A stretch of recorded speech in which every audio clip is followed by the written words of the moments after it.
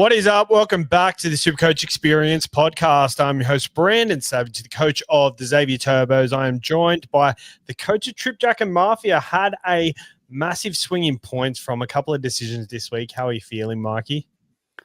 Hey, Savs, I'd love to say I'm feeling good, but I'm feeling pissed off this week with what could have been. Very good at coming back. Had a blind around last week. Moved up to 8K from 70K in round one. So this week was an important move just to use my last boost, kind of stick with the pack. But doing the calculations, I switched my trades last minute. I switched all of them really. And tallying the points, I missed out on 160 points. So I would have been on 1,400 this round and better off. So spewing. I ended up with 1240, which I think, to be honest, shouldn't see too much of a fall. I think I'll stay level head. It just sucks knowing that you've missed an opportunity to get ahead. But I guess maybe with the moves I made, I ended up getting Billy Smith. So as long as he gets named next week, I can now focus on two fullbacks, which was my whole plan. And getting Kick-Out might seem dumb, but they cover 3 buys. So he may pay dividends for me moving forward. Obviously, by doing those trades, I've got the money to be able to snag on 2 fullbacks this week. And I kind of planned to do it before Walsh went down. I know a lot of coaches will be putting out fires this week with, extended injuries to some players and, with the news of Jaden Campbell out for a bit. So a bit to go through tonight. There's a Jaden Campbell injury, the Harry Grant injury, but I'm with you as well. My trades this week were purely focused on going 2 fullbacks this week, and Reece Walsh is one straight up that I was probably going to get rid of playing the Bulldogs anyway. So I think him getting injured was kind of a blessing because it doesn't tempt me to hold on to him at all. So, he looks out for me. I just want to, off the top of the show, I wanted to change it up a bit today. Who was your highlight of the weekend? Like as in my team or? No, just highlight SuperCoach-wise.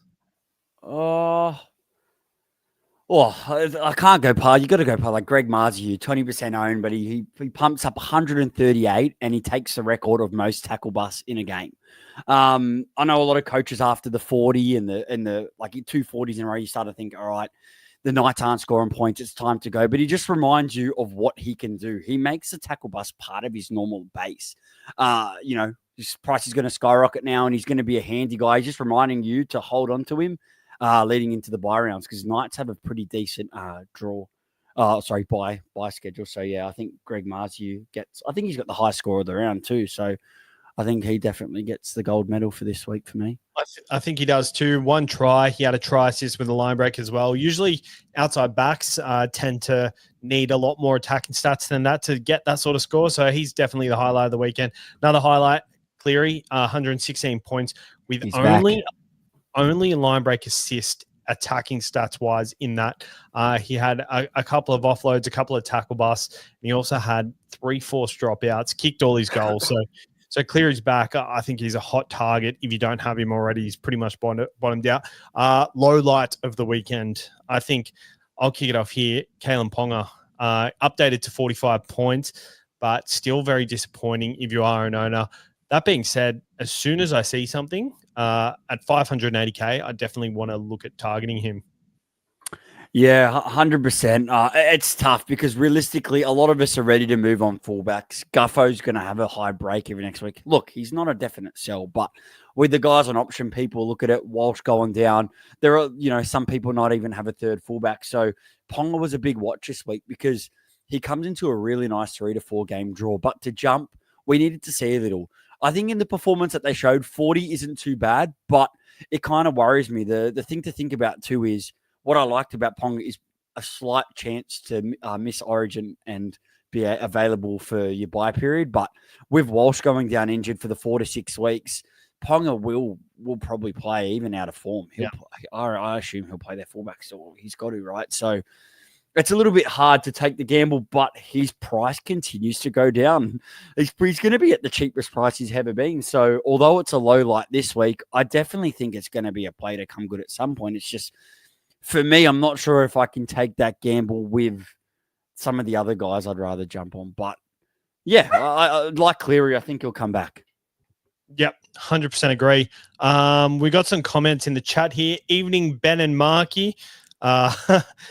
Matthew Sherwood, watching the Eels game with Tigers fans, such a funny experience, feel exhausted. Yeah, I would feel exhausted if I was watching my team lose as well. 1263, C. Pappy and Robert M. Niner and Sam got to drop Walsh for a fullback, and Pake's got to drop too. Yeah, I'm in a position where I kind of need to move on my hooker, and Harry Grant was one I wanted to. Didn't quite get there.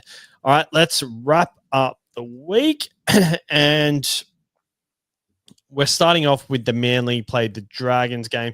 The Dragons got over Manly 20-18, and Manly looking flat. Top scorer for the Dragons, Toby Couchman, 91 points. What a weapon he's been. Oh, the guy that got away, man. Like, he's just churning out base points galore. He's been starting on the bench some weeks, and it doesn't seem to really impact his role. And that's a guy that's just great for SuperCoach. The fact he's a dual available, like, you know what I mean? He's a handy pickup, and there's so many guys to move on, especially in and around the price that I can't do it. If he was covering the first two buys potentially, but is he a smoky for the Blues team? You know, the Blues, probably an opportunity that team's had is maybe a few more middle forwards. And this year, there's a few guys like Terrell May and Toby that are really putting their hands up. They could be sneaky options for Origin. So for me, someone I don't want to jump on, but if you had him, congratulations. Great purchase. 100%. Val Holmes, 65 points. Looks an option coming up, but with the Origin period leading up, are you thinking of it at all? If you missed Origin, yes, but we're coming to the point now. I know a super move by you. You made a few good calls this week, but you jumped on Herbie. I'd prefer a guy like Herbie. They're going to be similar pricing, but Herbie's going to cover you 2 of the 3 main buy rounds, and he obviously can't get selected for Origin being affiliated with the England. So, yeah, like Holmes, that's just my main thing here. There's other purchases that I want to target in around. If you didn't own Karaz, I'd prefer Karaz over him. He also has Origin looming, but there are some really sneaky purchases. Even maybe if you think that's going to turn a corner, you could go the 5'8" in sharp. So, yeah, that's kind of what puts him down the pecking order. We're getting close to Origin, man. Magic rounds in a couple of weeks, and the buy round comes a week early this year in 12 instead of 13. So it's important to note that. So you got to really start thinking about that with your trades now. 100%. Clint Gutherson, 57 points, very highly owned. And as you said, he's going to have a 136 break even next week. I think a sideways trade to Teddy is on the cards for me. Are you going to look at trading him out? He does have the Roosters following next week, and then they do have the Tigers and the Warriors following that. Thoughts on that? I think he could end up being a great hold, but my reasoning is I'll look at Tedesco's draw. I'll look at how Edwards played on the weekend. That kind of gives me a little bit of feeling that he may hold that Blues number 1. If that's the case, then if Teddy misses, you're going to need him. The Roosters cover the first couple. You're going to need someone like Tedesco. And going Guffo to Tedesco, realistically, I'm only forking out another 50K. That big 100 goes out of the rolling average. So right now, I'll thank Guffo for his services and just lock Tedesco in. As I said in our group chat this week, I expect Tedesco to be one of the highest in the trade-in list next week. Yep, 100%. Kyle Flanagan. All right, I guess we can move over to Manly. You got to sort out your dogs, bloody hell. But over to Manly, the top scorer, Lehigh Hopewade, filling in that fullback role quite nicely with Tommy Trbojevic out of the side. So if you do have him, he's been a nice little hold. But as soon as Tommy comes back, he'll definitely be someone you look at moving on. Ben Trbojevic second with 67 points. Hamoli Kawatu had a bit of a shocker and scored 46 points, but I'll definitely take it because he had like 5 or 6 errors. So, Mikey, yeah. Sorry, bro. These dogs are causing carnage on the friggin' lounge beside me. Hamoli had like 5 errors. So with 46 points, I'm happy to take that as a floor. And to be honest with you, on Olakuatu, there's a good chance, like I know we played Origin last year, but with how good Hudson Young's doing, there's a lot of second rollers that they can't pick all of them. One of them's going to miss out, and whoever does miss out, Manly do cover the first buy round. So, if I was an Olakuatu holder, owner, I'd be holding. And if I was, like for me, I don't own him, I'll be looking at him if he misses out because you got Liam Martin, Angus Crichton are going to play in that side. Angus Crichton's modelling the jersey. That doesn't make sense if he's not. Hudson Young is playing way too good to not get selected. there's 3, and then potentially it depends how the other makeup of the bench. Like, yeah, they could probably hold 2 of them, but I doubt they will. So, be interesting to see how that goes. But yeah, it's rumored that Tom's going to come back next week, which I think is pretty crazy before their bye. Very crazy. But I feel like obviously Tom will propel these other players because they're in a bit of a low period right now. Yeah, I think they'll come back nicely, and they do have like a pretty tough draw coming up. I think they've got Penrith, the Sharks twice, and then so Penrith next week. Then they got the Sharks, and then they've got the bye after Penrith, then the Sharks, and then they've got the Cowboys, Parramatta, Broncos. So it's a bit mixed at the moment, but leading into round 13, I don't know if I'd be buying many of these guys. They don't look that good, but.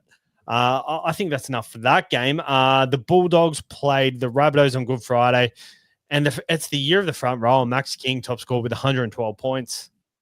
Broke the longest try drought, the current try drought in the NRL by scoring that try. So good on Maxi King. And yeah, look, it's kind of when Penrith started to do well 4 or 5 years ago. You needed to target them, and I think the same could be said about the Bulldogs. The Bulldogs are going to cover. I think. What was that? You reckon?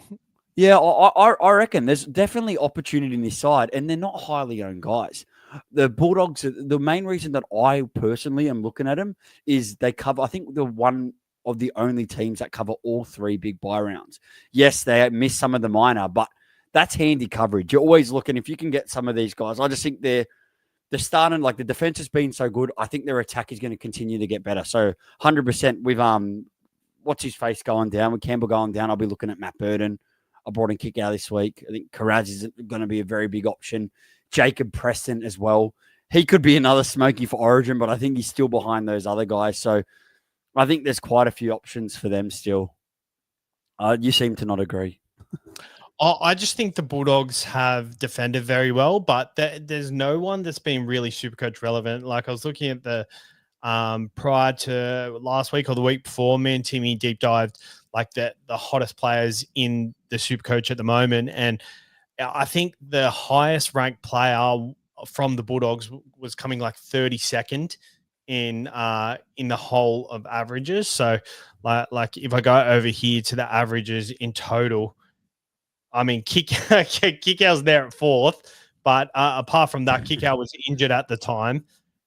We've got Jacob Preston, who's in at 25th. So, I mean, apart from them two, like in other positions, and even them two compared to other positions, I just think the upside isn't there, and they're the kind of guys I don't really want to target. Yeah, fair enough. But I guess now that it's bye period time, realistically, to me, draw is everything, and the amount of games that I'm going to get out of them, especially in that tough round, especially if you're like us, Sabs, and you burnt through all your trades, getting guys that will cover multiple. So it's not just, I'm sweet for the first one, then the second bye you're screwed. It's more so, obviously, you need a bit of luck to hope they stay on the field, but that's more so why I like the Dogs at the moment. And yeah, they're playing good footy. I don't know when they're going to have a loss, man. Who knows? Yeah, Jacob Karaz, massive talking point. I think he'll be one of the most traded in players next week. 84 points. 2, I think. Did you jump on? Yeah, I jumped on. As I said, I love to jump on these guys before they have their big week. I thought he was going to score a try or a double. He didn't. But he scored 84, and he just shows you the base that he has. He gets some attacking stats and he hurts. And he was jumped on by like a big stack last week, but he's still low owned yet again. Like he's a guy that you got to have. Like I've bought him. I do think with Lomax injured, there's a good chance that he could get picked for that wing spot for Origin, especially with Brian out. And it doesn't have much match fitness. But at the same time, I don't think it matters. I think right now with how good the Dogs are playing, he's going to start scoring tries, and he's that kind of guy that can pump a 130 plus on the wing. So I think you got to grab him. Yep, 8,100 people traded him in, and he was 1% owned. Only 1,500 people owned him. On the weekend, I was actually staying on Good Friday. I was staying in the city, and I had Herbie Farnworth in my side. I traded him to Karaz with 3 minutes to spare because I had deja vu. I was sitting in the same hotel that I was sitting in when last year Karaz scored 121 points against the Dolphins on the wing with a double. So I just had that feeling again and thought he was someone I wanted in my side. And then I did the same thing a couple of hours later, traded Teddy out for Herbie Farnworth. So I got Herbie Farnworth and Karaz this week. I think stacking up your center wings is the way to go. These center wing cheapies are very hit and miss lately. You don't know what week to play them. Like Rob Toyer, Mikey finally got over for a try, only scored 58, whereas these guys are pumping out 58 without any attacking stats at the moment. So I think it's time to stack the center wing. I think it's getting up to that point, but the second rows are still absolutely killing it. So if you get the right second rows, it's hard where to shift and move. But I guess with the center wing, yeah, you're right. It's starting to look at some of the bigger guns, especially if it switches over to how it normally is. Yep, Matt Burton, 65 points, loses 20K, goes down to 620K. Should be a nice little pickup for Jaden Campbell, and you can bank 80K there. So I think that's a nice little sideways trade. Kick out updated to 49. I would say as an owner, I'd be pretty happy with that considering there was no attacking stats there. I'd be happy with that. Well, look, the only reason I'm not happy with it is because I missed out on Hudson Young's 130 points. But if we're just solely looking at kick out, I'm not worried about that. Like, there's going to be some games. That's with no try. He nearly scored a try there. Bronson Cherry kept running his line in second row, which pissed me off. If he didn't get that, a try and he goes up to 80, the dogs are flying and they're going to keep utilizing that left edge. So, look, yeah, I'll take 49. He makes a bit of money this week, and probably with that underwhelming score, he would, he'll stay low owned. So, yeah, I'm not angry at the trade of such. I'm just angry at who I missed out on. Yep. 100%. Over to the Rabbitohs, no points scored. So this is all into no attacking stats really. But Pete Mamazellus, 43 points. I think it's time to move him on. It's just who do you move him to? I think Connor Watson's a nice little option, and there are a few little options there. But I think playing these guys in your side week in and week out is going to start to hurt you eventually. Yeah, I think with the Bunnies, the main thing is it's hard to pick them while they're down on form, but it's going to create value if they do pick it up. Like Colin Matangi had a break-even 90. He scored a low score. He's already at 580K. He's going to get down to low 500s. So it presents opportunity when you need it to to upgrade a Hubner or those kind of guys. Latrell Mitchell, we have to talk about with 25. He has a break-even of 148, so he's going to absolutely drop a stack of his cash and have a big break even next week. He'll be another one we're ready to jump on. It's tough to pick the Origin side this year with Laurie Daly going back to the helm. I think be very surprised if Latrell Mitchell wasn't there, but if for some reason he missed it, he's going to be a play at some point. We just want him to go back to his position at fullback. I think that's a big thing to note. He hasn't played fullback since being back yet. Willie, because Jai Gray's been absolutely awesome for him. So close watch on them. And the big one, Lockie Hubner, Cat 1, HIA, he'll be out next week. It's just hard with all the other guys. I'm worrying about my fullbacks this week. I'm going to be carrying an injured Jaden Campbell, which I'm not worried about. So I'm going to have to worry about him the week after. Right now, I just can't worry about a second roll like that. I'm just going to wait till, maybe a low guy like Colin Matangi drips down a bit and I can go up a little bit like that. But I guess the pro to Hubner is at least, at this point, he'll go up to about 375. So, if you started with him, he's made about 140K. So I guess that's a positive there. But that's it for that game. Yeah, I agree with that. Just back on Latrell Mitchell, because I had the stats up. He 25 points, will lose around 80K, goes down to 780K-ish. Has Melbourne next week, which coming off a 40 to 20 point loss, I'm not very, I wouldn't be very confident playing Latrell Mitchell, especially if he stays in halves. But I think Latrell Mitchell's the type of guy, if it doesn't matter the matchup, he can still score points regardless. We've seen his average against Melbourne is no different to most of the other teams he plays. It's 59. It's not great. It's not shit. So I'd be happy to get him on my side if he is playing fullback, but I definitely will like him a lot more the week after at Magic Round playing Newcastle. So I just want to see that shift to fullback happen first before I consider it, because at 5'8", I think he can just sit back and not do too much, which I don't like. Anyone else from this game you want to talk about? We're happy to move No, on. ready to move on to the biggest upset of the round. I'm not going to say there's four upsets this round. Oh, I guess you got to touch on him. I always love a Cody Walker play. You know me. Yeah, 350K. He will have a break even of, sorry, I got it up right here. His break even next week will be 86 and he will be 350K. Campbell to Walker. Absolutely crazy. But yeah, I think maybe after next week, you definitely want to wait till that Melbourne matchup. But I think to see him do something. But just like Latrell Mitchell, you want to wait for him to go back to 5'8" and play on that left side. Well, it's funny enough. Do you remember last round? Like, also, if we wait after Melbourne, then we go to Magic Round. Last year, we both went on the Latrell and I went on Cody, and they both turned it around at Magic Round. So they did, yeah. But could lightning may strike twice. But we're not going to Magic Round this year, are we? Oh, I'm not. I thought you were going. You're not going. Still haven't decided yet. I'm just. I'd love to go, but I'll sacrifice that with Japan next year. Yeah. Yeah. So I guess let's move on to the biggest upset of the round, and that was the Dolphins played the Storm. And as a Herbie owner, I was loving this, but who stole the show? It was Isaiah Katoa, 98 points, and if you started with him at the start of the year instead of like a Jamie Humphreys or something like that, or a Tom Duffy, he's quietly killed it. Like, look at his scores. He's averaging 61.5 before that performance on the weekend. Scores of 52, 86, 74, 42, 63, 52, and then 98 on the weekend. His lowest score is 42.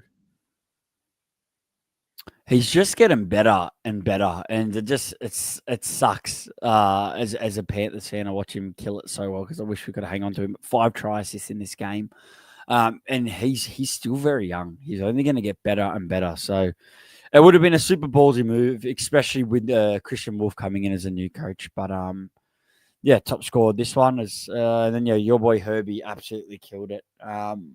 I think it was a good one. Like, a lot of people might have just stayed off him for now because of his break even was decent and he played Melbourne. So he might wanted to wait for that. But as I said before, that they cover round 12.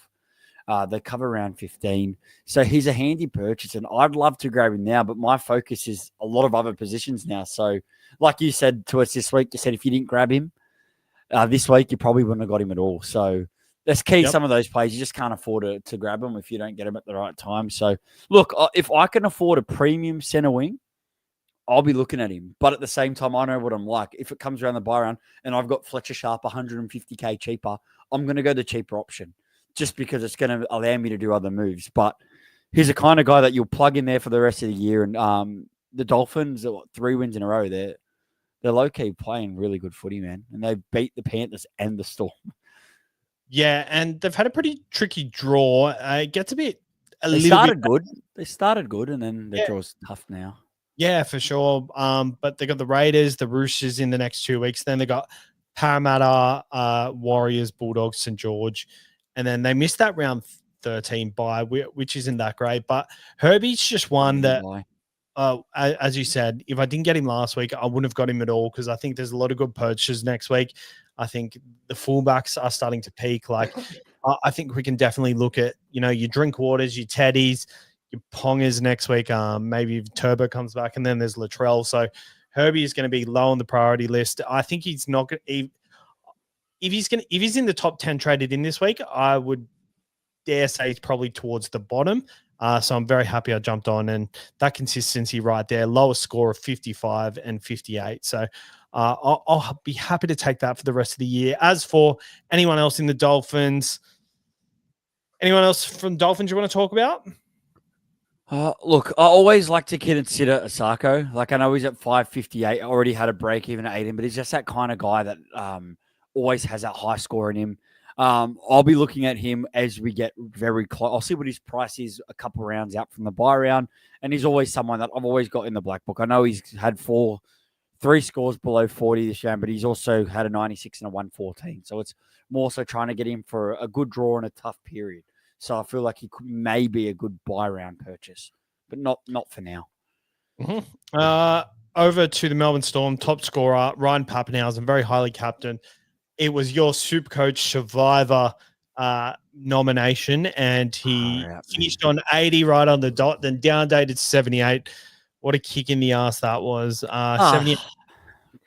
Spewing, man. But look, I switched to him late with the captaincy, but he was on 60 or something at halftime, and then just they got monstered in that second half. Yeah. But as a Pappenhausen owner, I don't think he plays Origin. Could he end up? I'm not sure, but if he doesn't, he'll be handy for whenever Melbourne have their bye. And he's absolutely killing it. It's just right now with the goals, he's got such a higher scoring potential that he's definitely someone that I want to have on side. And he's very highly owned too. So I guess it's just trying to kind of go against the crowd when you can with the captaincy. Yeah. I think he's looked better than ever. So, 78 fitter too. 78 points it's not worrying at all. Like, he's still done well. I think he's going to get all them attacking stats, and he seems to be the guy this year. Like, Jerome Hughes just hasn't quite hit the ground running just yet. Jerome Hughes did get the second highest score of 61. He will lose 40K this week, go down to 670 with the draw of the Rabbitohs and the Raiders coming up. You looking at Jerome Hughes at all? No, I know he really helped me. He's helped me so many times, but just not this year. Like, if Storm, I don't even know if they cover that first bye. I'm pretty sure they don't. But if he did, then yeah, I'd be looking at it. But yeah, no, see, they're on the bye. Yeah, in round 12. Yeah, no, I'm not looking at him. Like, to do it, I would have to either get him and have three halfbacks instead of it, or if you got Hines and Cleary, I've used a lot of trades. I don't want to be making those kind of trades. I'm happy to sideways trade fullbacks because there's moments where you have to do that to get scoring potential, but I just can't do it at the moment. Look, Melbourne will bounce back. So yeah, there's opportunity there, but I guess another one to touch on, Savage, I think Munster. Like, I nearly grabbed him a couple weeks back. I think he's been pretty disappointing. Like, I know he just keeps pumping out 50s and that, but last week when they absolutely put points on, he still scored pretty averagely. Like, so, like, you look at it, like, it doesn't read too bad, but yes, one where they scored heaps. Like, at the same time, he's not going, like, he's not hurting you, not having him. He keeps going back and forth with it, so I wouldn't be looking to grab him is probably what I'm trying to say if you didn't have him. I think in the 5'8" position, it's a bit tricky because the ceiling isn't really there for the 5'8s. I'd actually be really keen to jump on him this week. The Anzac Day game is usually historically Melbourne usually put a score on a side. They did last year. Well, they usually the Warriors. It's different. Yeah, they usually do on the Warriors. They did last year. Who they play last? I'm pretty sure they played. It's always the Warriors. No, they always play the Warriors. I'm pretty sure they played the Titans last year. They played the Titans last year. Yeah, I thought Warriors, this was the first year where they broke off from it. Nah, so 2024. Who did they play? So it's hard. Anzac would have fought on a different round. It could have been the Bulldogs or the Broncos. Oh yeah, no, you're right. They didn't play the Warriors, yeah. Or it could have even been the Titans. It could have been any of these teams. Could have been the Rabbitohs. It could have been the Rabbitohs. Yeah. Could have been the Rabbitohs, yeah. I guess with Jaden Campbell going down, I may look at Munster. If there's no one that I like, I probably will do that. But yet again, then you'd look at Burden and you go, okay, Burden doesn't make the Origin side, buy coverage. So, you know how, my mind ticks. I'm starting to think towards buy, which could also undo me. Yeah, 100%. Think about the buys does undo you sometimes. I actually looked at my numbers the other day. They are pretty good. I'm just going back on the archives. And if we do it back, it was the Rabbitohs last year. It was a Thursday, 25th of April. They beat the Rabbitohs 54-20. And Munster scored 148. He scored 148 in that matchup, and he loves this matchup. I'll go to the year before, and you can continue with doing the wrap-up because I'm very certain he loves this matchup. Like, every year he's scored well. Yeah, it's a handy one. If you wanted to get rid of Jaden Campbell this week and you didn't have Munster, he could probably be one of your better options. If you already had him, you probably go Burden. But yet again, it's kind of wait and see. Apart from that, from the Storm, I guess Eli Katoa with a low light at 37. But I still want to be worried as an owner. And yeah, there was a bit of injuries to come from this one with health and stuff like that. So probably time to go for him. Yep, 100%. I actually got to apologise to Danny Heath. He's in all our Canoe Crew chats and all that. He was asking me, do I go Hudson Young or Katoa? If I go Hudson Young, it allows me to get Tedesco next week. If I go Katoa, I'm sorry. If I go Hudson Young, it allows me to get Drinky next week. If I go Katoa, then it doesn't allow me. I'll need Yongi to score more than a certain amount of points. And I told him to go. Yeah, I told him to go to Katoa. But Yongi scored more than the amount of points than he needed. So it actually worked out well because he's got Katoa and he'll be able to get in Drinky next week as well. So I think that's pretty good. I've got Munster's score up from the year before, 99 points in that Anzac Day clash in 2023, 148 in 2024. In 2022, in that matchup, he scored 110. Wow, in some very high Anzac average. That's some good content right there. Yeah, 100%. And 88 the year before. So he scored no lower than 88 on that Anzac Day clash. And he loves the Rabbitohs. He loves the Warriors. So I actually think, definitely considering that, I do want to get in the fullbacks that I like. But, anything else here? Jack Howarth went off injured. Not much else talking about. Yeah. The Warriors played the Broncos in a cyclone, and top scorer, Laka Halasima with 72 points, 72. Break even of 317K, so he's going to go up quite significant amount to above 350. Jesus, what the one that we missed out on. I did mention him on the pod with Barnesy last week on his podcast. I mentioned like Halasima, and I said now starting. I said he's been scoring well with tries off the bench. If you can lock down a starting role, I said there's value, but you'd have to act now. Still probably an option. Like if you were set with your fullbacks and you were happy, you could probably maybe take a risk on like a Halasima for someone like Hubner because he's going to continue to make money. And now with that starting role, you know what I mean? Like he's just such a big body. The crash plays, like he's hard to stop in front at the line. Kind of like when Kickout first come on the scene. They haven't kind of worked out a pattern for him yet. So, I don't hate it, but look, there's so many moves to make right now that it's hard to get someone like him. Yeah, it's just that time of year. Don't you wish you started with someone like him instead of a Gaimo and just let it ride out? Like, oh yeah, 100%. Now, if you went back to round one and you just had to remember everything that happened, there'd be a lot of changes you can make. That's for sure. Yeah, 100%. Tulpiki got the fullback role and scored 59 points. He does go down a bit of cash, but I think he's a pretty nice little option if he does lock down that role. One thing to note, I actually think the Warriors are a bit of a harder matchup than we've given them credit for in the past. I think they've been pretty resilient in their defense in the last few weeks. Yeah, they've been good. So I guess you can't just look at them as an easy matchup, but I don't think you can't not look at them if it's like a big player like someone like Cleary or something like that. Like I feel like you could still have a look at it, but yeah, maybe. Yeah, they've been good. They've exceeded my expectations for him this year. And even without James Fisher-Harris this week, it didn't really look to impact him like a lot thought it would. Yeah, I was a bit worried for him this week. I thought Reece Walsh and that left edge or the right edge where Kurt Capewell would have been, where I thought they would have been. I thought they were going to get carved up, but they showed resilience, which is good. I think they've definitely exceeded my expectations this year. Luke Metcalf, 56 points, nailed that game with the 50-meter goal after missing the rest of them. A good moment there. For the Broncos, Payne Haas top scored with 85 points. Pat Carrigan, 79 points. Shibasaki just keeps going on, 520K. He's maxed out, but 55 points. It seems whenever there's a wet game that he tends to do well in it. 16 points in tackle bust. He did get a line break, but you always get that. But 20K sold in this week. So like I guess he'd be a handy hold if you didn't sell now. But if there's a good cheapie on offer, like Billy Smith comes on the plate this week, like it's hard not to just cash him out to use that money to make moves. But if you didn't need to use money to make moves, then yeah, he could be a handy hold for now. Yeah, for sure. It does play the Bulldogs and Panthers in the next 2 weeks, so you probably can hold him, but probably wouldn't play him over the next 2 weeks. Yeah, look, I know Panthers are my team, but I don't think just because they come back with one decent performance that they're totally back. It looks like I still think that they could leak.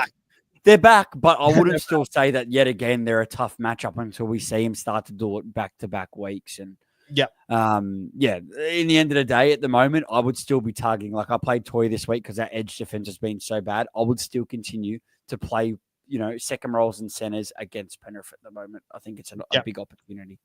Yep. Completely fair. Reece Walsh, 49 points with a try assist and a try.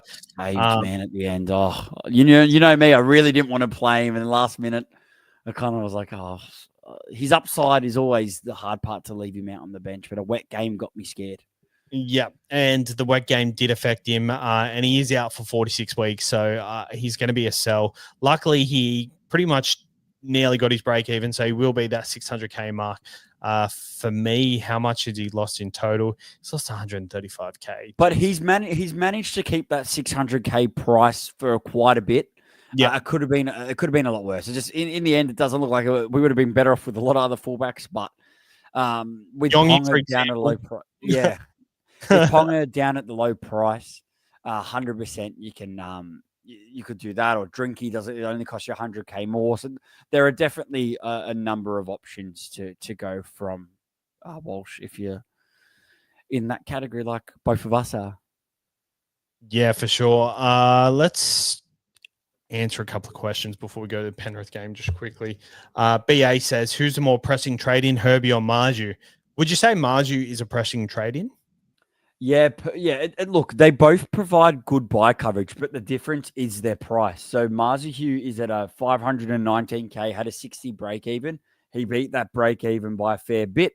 He still would be, I don't have the quick math for what he'd be. I'm just going to roughly say I've got it right here. Just give me 160. I'm just guessing 550, 560. Yeah, so he makes 53K and he'll have a negative 5 break even. Yeah, so to be honest, I think he'd be a more pressing issue. Like, it just shows you what he's capable of. But at the same time, the Knights aren't scoring heaps of points. But 20% own, Herbie's more a pod player. I still would prefer Mars here because he can provide you coverage and you're still spending a lot less for Herbie and he's going to have that low break even. So the time is now. Sabs is a non-owner. You go on double fullback, but I guess you really can't look at him after getting Karaz and Herbie.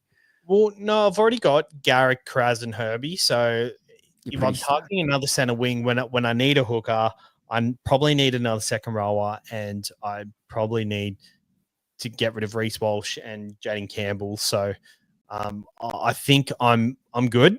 I'm good for now. But Herbie versus Marju, they're very similar players. Get their points very similar. Like, you're not relying on them to score a try week in, week out. You're relying on them to get that try and line break probably once every 2 or 3 weeks, compared to a lot of other center wings who you need them to get attacking stats every week. But it's the games where they do get the attacking stats that you are relying on. So Herbie gets a lot more ball compared to Mars here. Like, the issue is sometimes the Knights can't get that ball out to Marzu, and then the Knights are really down on confidence at the moment. So, but that also means that, imagine they do get their confidence back, and if they can start to improve their attack, you could say there is probably more opportunity on Marzu's side to get better. They can't get worse, to be honest. So I would probably go Marju just because he's 150K less, and that money is crucial this time of year. I know you saved money from going kick out over Hudson Young. That's going to allow you to do a lot more over the next couple of weeks than if you went Hudson Young. What else have we got? Do Ponga's owners sell him now? Good question, and I feel like this will be the main topic of discussion on every podcast you listen to this week, including the one on tomorrow. Yes. Do you sell Ponga? With their draw, Ponga obviously did score quite low. Do you want to go over his price first, Savs, before we and obviously we're just skipping when we talk to the Knights, because I think that is the pressing part that is going to concern people, is what he's priced at and what he could continue to lose if he doesn't get better. Yep. So he's priced at 580K. His break even will be 111. So it'll still be pretty high. And as we just said, he plays the Warriors next week, who defensively have been very good. But in the past, he has done very well against the Warriors. But I think the Warriors Anzac Day at Warriors home ground. I'm not expecting big things from Ponga. He might get an attacking stat or two here or there. But then he plays the Rabbitohs, which, that could go either way. Then he does play the Gold Coast and then Parramatta into Origin the week after. So I'd probably look at maybe next week after this Warriors matchup if I'm going to jump on and hopefully, get 60 score and looks more involved, looks more interested. With a 60 score, he'll probably lose 40K. So he'll be a 540K. With a big score, he comes straight into my side. He just couldn't get it. But the main question here is, do you sell him? I don't think I'd sell him. You've already lost so much cash. I know he's got another high break in, but it's just that one bounce back score and he can start tallying it again. It's tough because there's so many good fullbacks on offer. But I think realistically, with the Warriors game coming up and the okay draw till then, I would want to hold on to at least Origin. Like, it's real tough. Like, I definitely think you wanted to get off him before these couple of games, but I think now you've got to kind of just ride it. Unless if you've got a super stack of bank, you've got a lot of money, your team's in good sorts, then yes, if you could do him to like a Tedesco, then I'd say go for it. But I still think you might be upset when he starts to come good. 15,000 people traded him out last week. He'll still be in 55,000 teams. Dare I say, I think maybe 15 to 20,000 people are going to trade him out next week. So he'll be heavily sold. Yeah, he'll be in like probably 40,000 teams, which takes him down to probably 30% owned. So I would probably hold on to him because he will be a pod. And then that Titans and then Parramatta matchup, I find very juicy coming up. But we will talk about it more tomorrow on tomorrow's podcast. Moving on to your Panthers. Mikey, do you want to lead us off? Yeah, just a quick one before you do, just for James McMillan there. Will State of Origin plays miss round 12 to 15, probably for newer coaches? Yeah, because we do talk about it a lot. I talk about it a lot. So, yeah, the 12 and 15 and 18 this year. Is it? Yeah, 12, 15 and 18. Yeah, Origin plays will miss that one. Penrith and Roosters. I've got to apologize just quickly because I was talking about a player and I said, they miss out on the round 13. So whoever I was talking about, I think it was someone early on, maybe the Dolphins. It was one of the Dolphins because they're on a mini buy in round 13. You still have 3 teams off in that. So after each buy, it's now called a mini buy basically, and you have a player that's going to miss out. 3 teams will miss out there. So if you heavily own a lot from those 3, it can be a tough round 2. So you got to do that with your planning. But look, the Panthers are well and truly back. If you weren't worried about Origin, you were a head-to-head player, I think you can chuck, I know I'm going to the Panthers straight here, but you could chuck Dylan Edwards into this fullback debate. With no Luai, he's having to, he's getting all the try assists. It's going to him. He's getting favoured with the ball. And realistically, I think he's the reason our attack has improved. He's looked great in the 2. Even the week before, some people he looked a bit good. He still doesn't look at 100% fitness too, which I think is crazy. And last year he did really good without Cleary. I think without the Luai, he does need to step up in this attack and will be a big reason why they come back. So he could be a sneaky play too, man. Like the fact that I do believe if his form continues, and obviously if you pick at him, you believe that, he's going to probably play Origin again. I think it'd be hard to drop, although it is a new coach. If for some reason he didn't get selected and Tedesco didn't, I'm targeting him heavily. I'll be snagging him up. Like, he's just a player I've never owned in SuperCoach. I love him as a Panthers supporter, and it'd be cool to own him. But yet again, I won't be going there for now with the risk of Origin. I think I'd just rather take the risk on the guys that aren't. But Panthers draw isn't too bad. I like the Manly matchup this week, especially if Tom doesn't play. Broncos in Magic Round. Yeah, that might be a bit tougher. That is their home game. But the Broncos aren't in a big stack of form either. So I still think that could be a game of opportunity. And then the Cowboys in Towns will be a tough one for Penrith with how they're playing. And then probably important to note that before the bye round, Panthers do go on a bye. So, look, I said this. Look, the Panthers have played really poorly this year. But that does, now,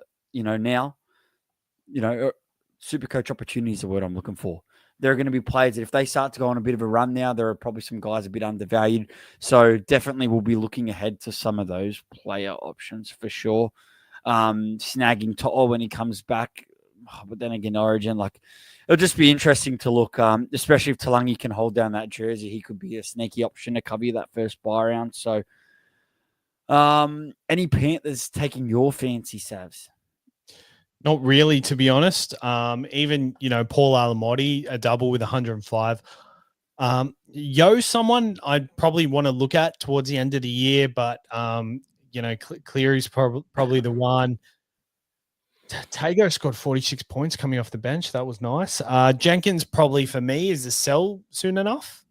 Do you agree? His break even's going to put him high enough for a sell next week. And with Tamale going good, Toya scoring that 58, they're not going to be sells next week. Where if you needed to sell someone to get Billy Smith, I think Jenkins will. But for me personally, I'm going the two fullbacks. I'm not going to worry about that for this week. All Jenkins needs is a double try performance, which I believe you could get in Manly. Let's not forget last year, To'o scored, I think, 4 tries on the wing. So maybe it's Jenkins' time. But yeah, it's I don't think the time is now. But there's another centre wing coming on the market for now.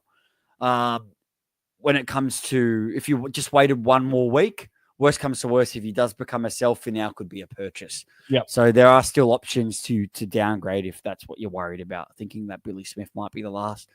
We're not done with yet. We've been very lucky with cheapies this year. Yeah, 100%. Back to Dylan Edwards. I think, he's definitely benefiting from no Luai in the side. And I think he has looked good. He looked good last week. It's just the people around him didn't really click with him and Cleary.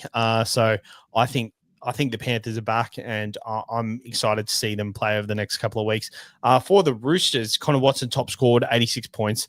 He's probably done. Sorry. He can continue just to get it done, man. Just pulls points from everywhere. Scored 103 versus the Panthers in round 2.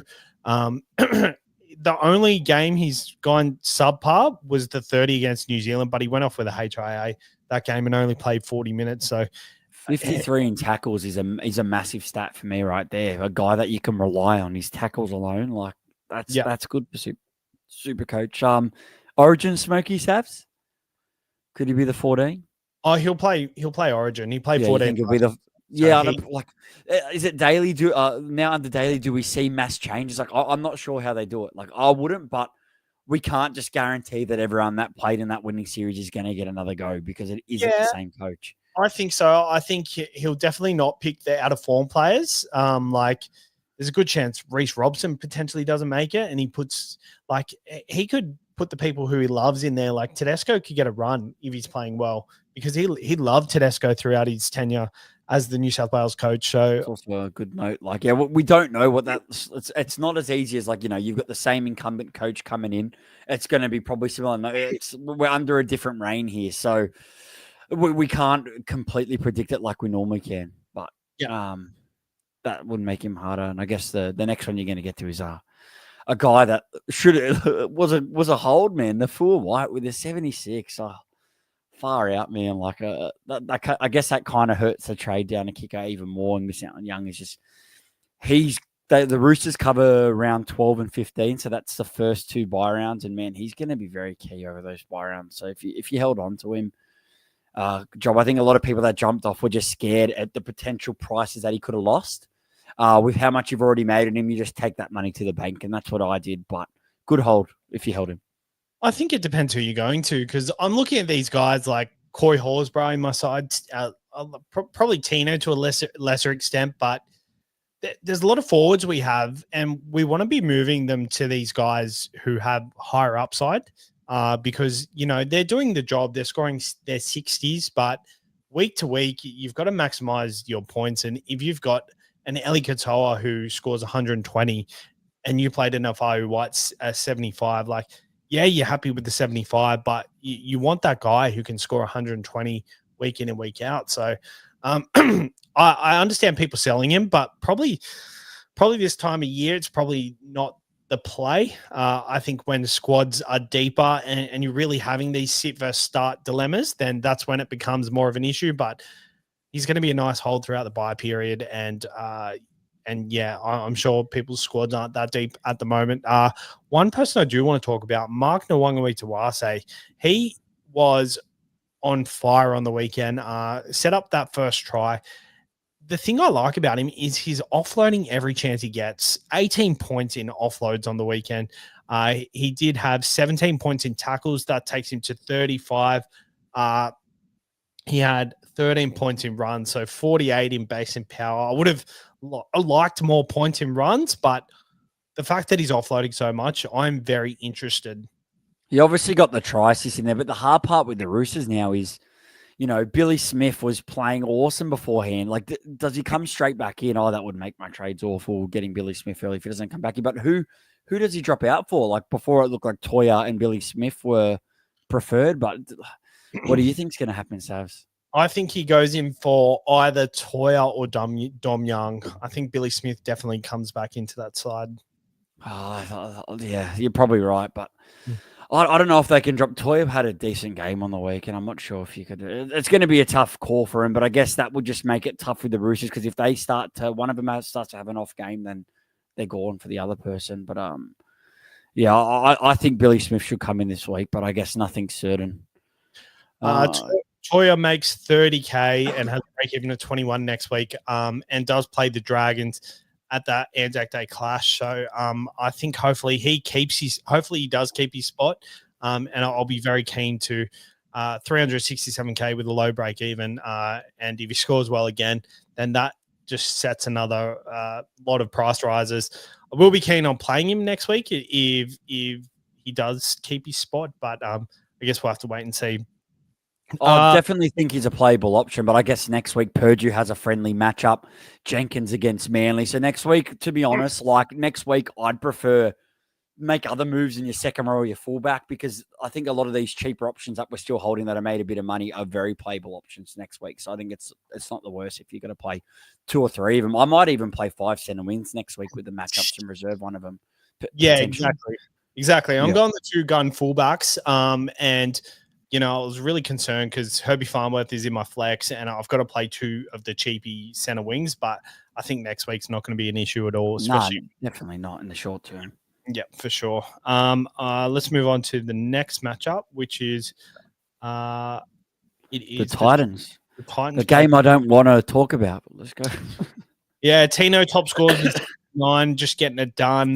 Both Firma updated nicely to 63. Not much to talk about with the Titans, to be honest. AJ Brimson scored try for 46. He's kind of just keeping up. This only with tries. He scored a try in nearly every game since except for the first in round 2, he didn't score, but every other game he scored a try in it. Even one he scored a double in. So that's keeping him afloat. With Jaden Campbell continue to be, I was hoping he'd take a bit more of a role. It seemed like he did, but he just didn't consolidate on it enough. So once Foran's back, if he switches back to that fullback position, I think he'd be handy pickup.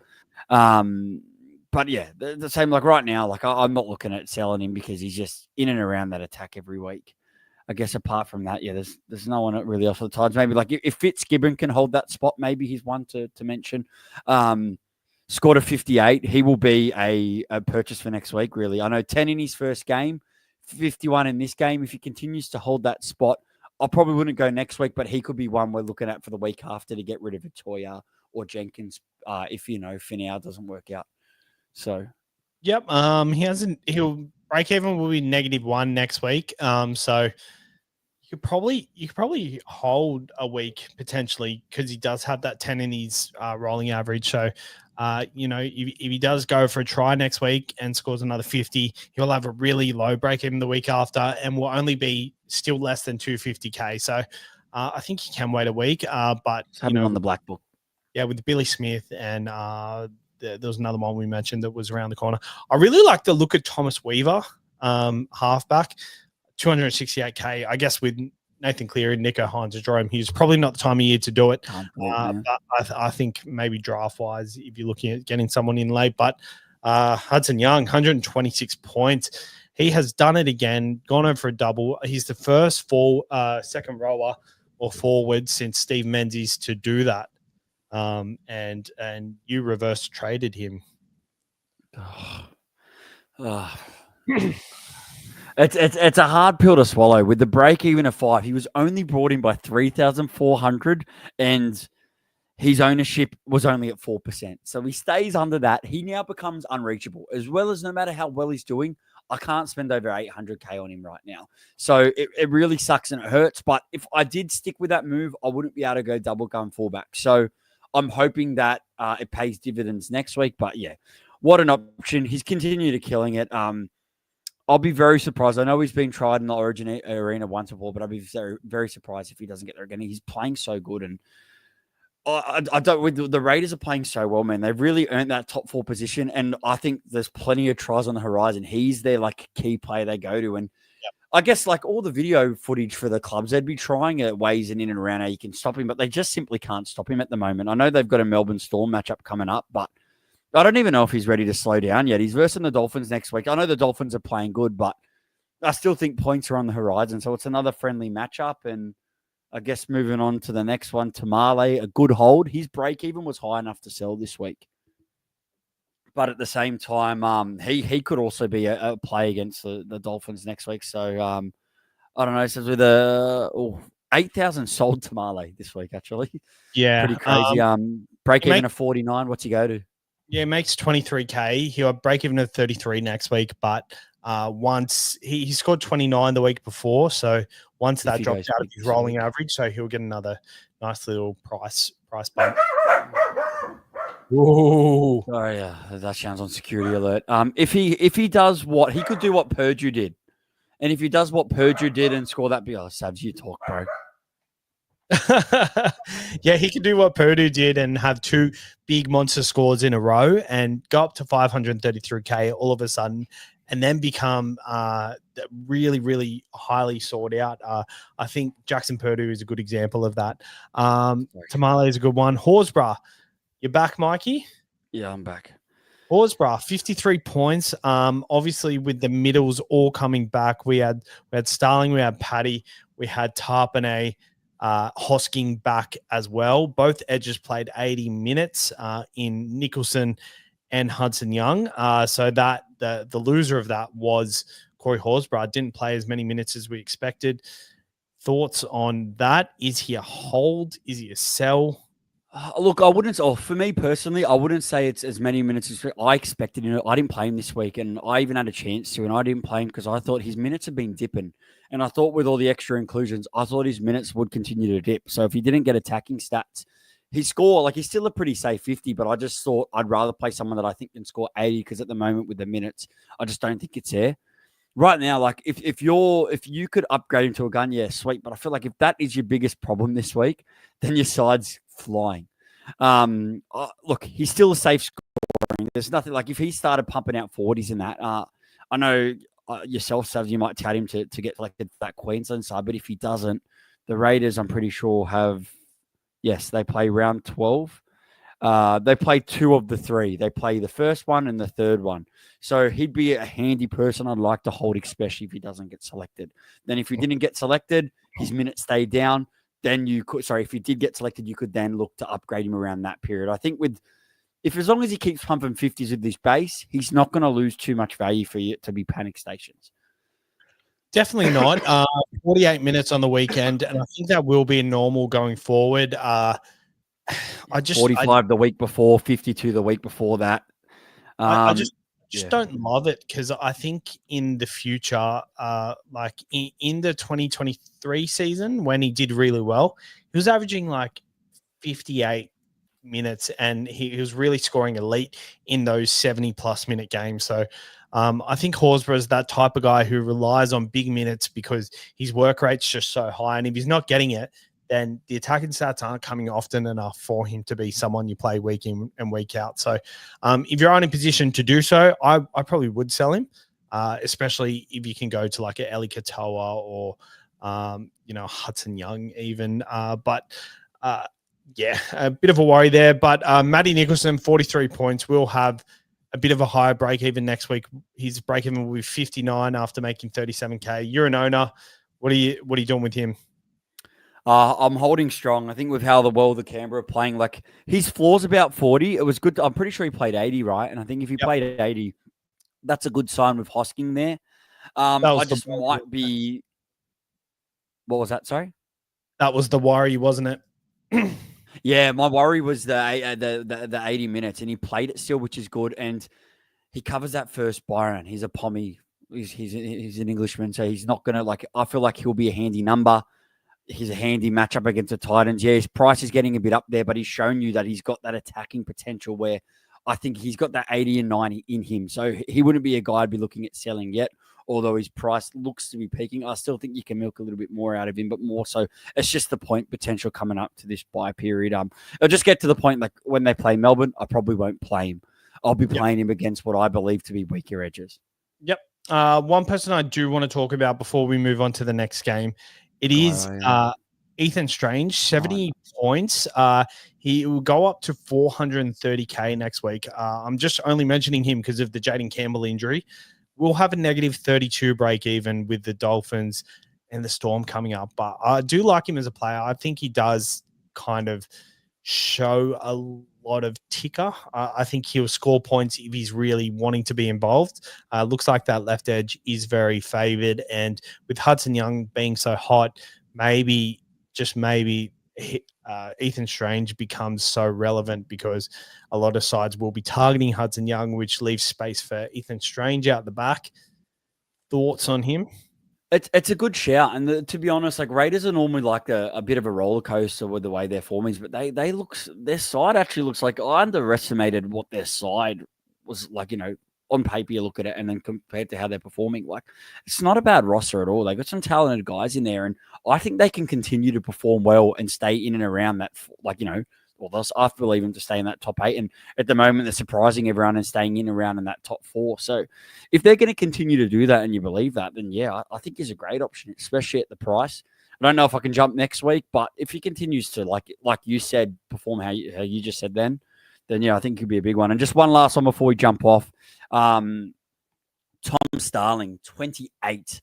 I own him. It's just the last thing I want to worry about right now is a hooker, so I'll continue to hold because while he has this role with Paddy, he's someone that I want to go into buys with. And he showed you last week that he can pump those big scores with some attacking stats. If he dished out another 20 next week and there was a good hooker to jump to, then yeah, I would do it. But lucky enough, because he has that high score, he's not going to drop any value. And thanks to that high score, he will still, his break even won't be super duper high, but it'll be decent. But yeah, I'm holding 62 minutes. So his minutes aren't declining rapidly. This is what he's going to be. And we saw last week that he still can have them attacking stats in 62-minute games. I think he's still their best option at hooker. Paddy looks really good when he comes on, but I don't think they'll make that transition just yet when they're doing so well. So 28, yeah, it's worrying, but I think he's still winning Ricky over, and he's doing well enough. That tackle on Regan Campbell-Gillard to pop the ball out was very good. Let's move over to the Knights played the Sharks, second last game of the round. And, the Knights still couldn't score points, but Greggy Marju, 138 points. Yeah, we touched on him as our player, a SuperCoach player of the week. 20% owned, and I think he'll be a target next week for sure for people that want to get in a center wing. He's a good purchase. Can't really touch him. Like, look at the amount of tackle busts that he got. Like, it's pretty elite. And he's the kind of guy that could score a double or a hat trick. So imagine if it was a hat trick yesterday, he'd be on. Bro, that's almost 200. Just 42 in tackle busts, 12 points in offloads. That's 54 points. And then he had 37 points in runs. So he scored 91 in base and power. Sorry, 92 if you include the tackle. And that try assist that he set up, he scored more than like what most do with a line break try. Yeah. In that try assist, he accumulated more points than what the person scored it did. Yeah. Even if he had a line break in there, which is that play. They used to do the old school tally, the SuperCoach point. That would have been a hectic one to do. That would have been so good. Bring it back, Tommy. I'll try and bring it back. I'll try and message him, see if he can get it done this week because I want to see. That'd be a good one to watch, especially as a non-try scorer. Kai Pearce-Paul, 89 points. I thought he looked really good. And on the right edge, I think he's a nice person, but 532K, probably a bit expensive considering how the Knights are going. Bradman Best has been going under the radar.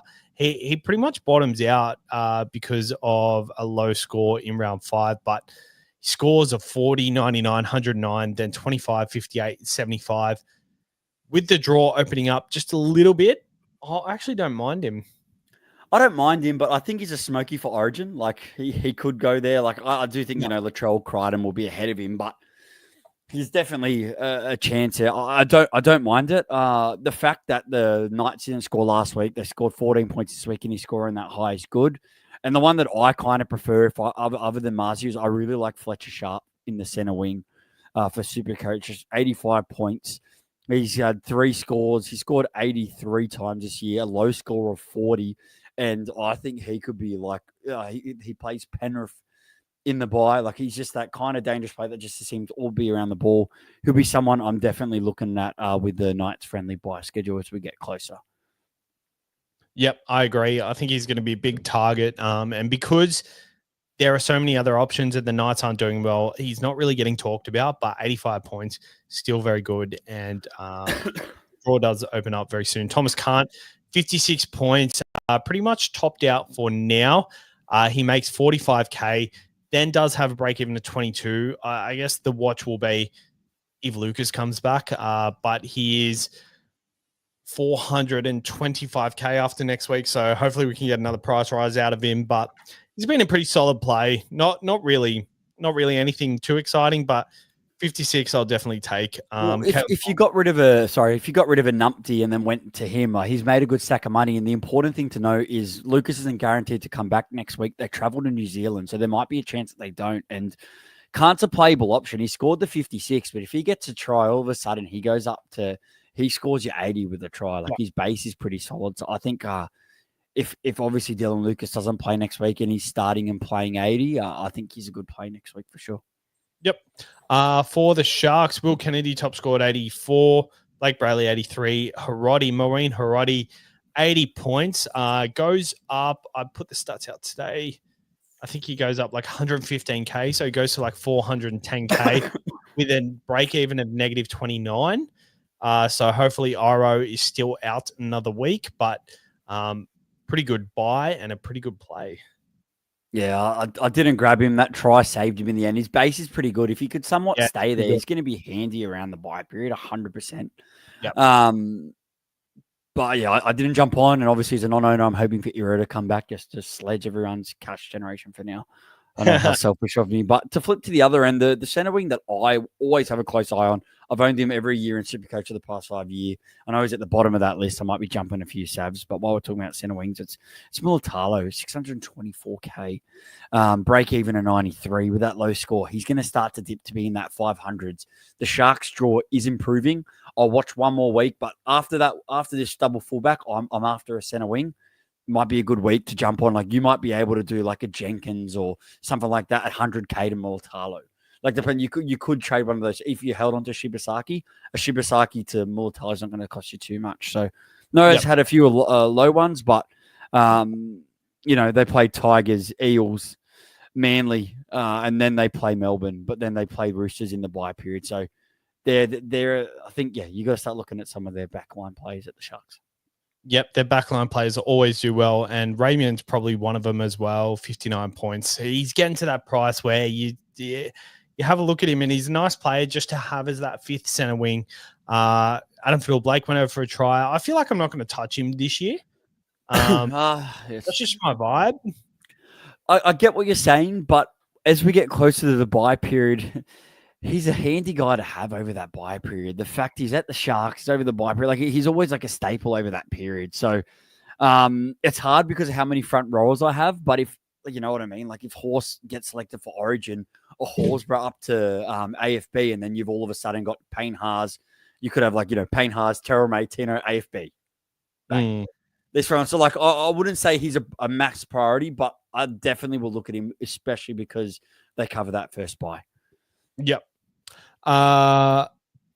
Nico Hines, 65 points. I thought he looked better.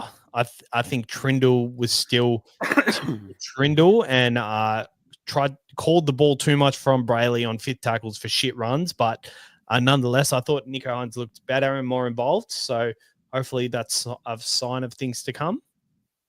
Yeah, agreed. If you have him, it's hard to sell him with the potential, especially over that Origin period. He's going to be huge if he's not in that side, which I believe he won't be. And I guess the other one, like I'm looking at quite a few Sharks because I like their matchup and I think they're going to get better. It's Britton Nakora. He always goes on a run. He's at 607K. He matches his break even this week, but we just haven't seen that big run of like he has scored some tries, but I still think that big run's coming up. So I think 600K. Once Cant maxes out and drops out, like a Cant to Nakora is definitely on the cards. Even like if Matty Nicholson falls off a cliff, someone like Nakora I'll be looking at for sure. He's a staple guy I look at over the buys, and I do believe the Sharks cover 2 buy rounds, not just the one. I think they have a friendly roster. So yeah, are you going to be looking at Nakora? I guess it's hard not to, right? Yeah, I think he's a staple this time of year all the time. I usually don't look at him this early, but I think before round 12, they play round 12, yeah? They play 12, and I just confirmed it. They play the first 2 major buy rounds. The Sharks do miss out. They do play, they have a buy the week after, so they don't cover you for the first mini, but they do cover the second mini buy round. So you're getting out of those 4 key rounds once we hit the buy times, he's playing 3 of those first 4. Obviously has a buy in the second one. So he's got pretty, so like at the same time, you just want to jump on the Cora before those big runs and before his price surges. I just think that price is very juicy for him, especially where his floor's at. It's not a bad purchase. So I think, I mentioned their draw already. I like that draw coming up. So it really is. And them scores that he's been scoring 66, 61, 58, 42, 87, 47, 49, like they're better scores than he's been pumping out in the start of the year in previous years. So tons are coming, man. Yeah, tons are coming. Tries are coming. So yeah, I'm keen to see how that goes. Moving on to the last game, Tigers played the Eels. The Eels got another win. Mitch Moses came back and top scored for the Eels, 94 points. He just looked so good, didn't he? Oh, he looked really good, and he made the difference. And I switched my tip to the Eels last minute as I had a look at their sides head to head without Galvin. I was just like, I think the Eels are due for one here. A lot of people thought because they were missing Lomax, it was going to be good, but he didn't have Lomax last year. So look, he made a massive difference, and I think if you can continue to play like this, there's a good chance you could see a Cleary and Moses in the halves for Origin. So I know a lot of people might be swooping. If you didn't have Cleary and Hines, you might be sweeping a Moses. Fair enough if you wanted to make that play, but there's a good chance I feel like he will play Origin. Yep, I think so too. I think that halves pairing would be lethal, especially if they can work it out and play well together. But that is crazy how he's come back, and hopefully he can keep it up. For SuperCoach, impact. For SuperCoach, when Lomax comes back, he will kick goals. So he didn't really kick goals today. He kicked that last one, which was nice, but. Yeah, Yongi came in and scored a double, 75 points. He was a nice little play this week. Sin bin too, so he would have been higher. Does make 53K, but then his break even will go up to 53. So dare I say, he's pretty much maxed out. A lot of people will be selling him next week to the likes of Tedesco, but with Moses back, obviously he made an impact. Could be a decent hold. I wouldn't say he's maxed out. I just think this week, like you said, he'll be heavily traded out because there's just so many options. But I think if I owned him, a part of me would want to hold him. He does cover that first buy round. He covers, just the first one. Normally Parramatta have a good buy round draw, but he covers the first buy round and the first mini buy round. His draw comes up the Sharks, Dolphins, Knights, Manly, Penrith. That's a good draw. And with Moses over the next few weeks, I don't think he's maxed out at all. I think he could, if he starts to string a few games here with Moses, like you just said, he could end up close to that 600K mark easy if he can start to string them together. So if he didn't go off in the sin bin, another 10 minutes, he was on fire today. He could have easily scored a ton. Yeah, he probably would have scored a ton. Yeah, he probably would have. It's very unlucky for our Iongi owners. Coming to Alangi, 62 points with Moses back. He is playing that right side. 430. He did switch. They took Katoga off. I thought they might do that, but we weren't sure. That's an important bit to note. Yep. Scored a try with a line break though. So, but being on Moses' side, if he is playing that side consistently, 433. How many games has he played? Has he only played the one game this year? No, this is his second game. So yeah, so 120, 62 minutes for 27. I guess there is a world of opportunity, especially as we get closer to the bye period. He might be a handy pickup if you need a mid-priced second row. I know without that try, it's 30, but that second row and next to Moses is a gold mine for SuperCoach. There's a SuperCoach opportunity there. Yeah, 100%. Next one. Jermaine Hopgood, 33 points. So the fourth from Gaze, he goes down to 510K. I think it's basically the minutes that is really killing him. He played 38 minutes today, and he's been playing very similar role. I don't know what's going to help him get a bigger minute role. I just don't know if Riles is going to give it to him. If he did, yeah, I agree with you. If he did give it to him, then there's SuperCoach opportunity there. But without it, like I know the Eels, like we spoke about, like with Penrith coming back, there's opportunity. Same here with the Eels. So I guess just start scoping around and seeing what you can do, especially because, both those teams do cover the bye. But yeah, for me, it's just like I owned him to start and offloaded him very quick. And I won't be looking at him unless he can start to put some big minute games together. But it looks like that's not how Ryle wants to use him. I know. Riley Smith scored a very similar amount of points, scored 37 points. But the thing is, he did finally start, and he played 80 minutes, which is a good sign. His break-even is 16, so he makes 16K, goes up to that. What price does he go to? Goes to 270, 280. So he's still a viable option. Doesn't seem like his base stats are massive, but I don't know. What are your thoughts on a downgrade option from if you've got a double cheapy hooker still? I don't like it. Like I wouldn't like a Starling to him if Starling's your main hooker, because then you've got to play one of him or Sandon. But if you think Sandon's maxing out, you could. But Sandon's covering that first couple of buys. That's why I don't like it. But yeah, I'd like to see it a bit more. But Moses creates opportunity for everyone else. So it could end up being a good one. But I guess that finishes on the Eels and switches us over to your play of the week, mate. That's originally who I was going to captain until I switched. You caught it in your inbox that he's a safe for base and he hasn't scored a try. I got a try assist this year, and you said, I think it's coming this week. And you couldn't have been more right, man. And he done it the first try for the Tigers too. So he done it very fast. So you knew after that, if he stayed fit and didn't get sent off, he was in for 80 plus easy. Well, he played 80 minutes this game, which was very good for him. But the thing is, I think he was a bit rocked because that first hit up probably should have gone off for a HIA. I went in the car and was listening to the radio, and it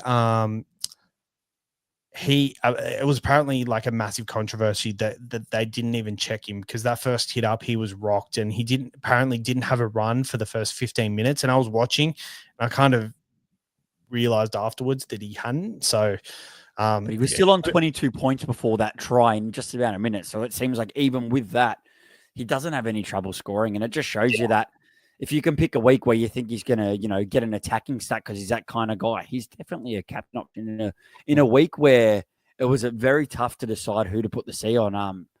He was definitely the safer play, but also the safer play with a touch of upside, and finishes on a decent weekly score. So well done to Ray Captain. I think it was a good play. 3 offloads, so hopefully he updates another 6 points. I hope he updates a bit more, to be honest. Probably goes closer to 110 knowing him. Yeah, and it was between him and Cleary for me. So when Cleary updated to 116, I was a bit disappointed. I definitely needed this to be a try, so I'm pretty happy with it, to be honest. So can't really complain about that. Dream Buller, 98 points. I've had some questions in the inbox about Dream Buller. I think he's been really good this year. What are your thoughts on him as an option?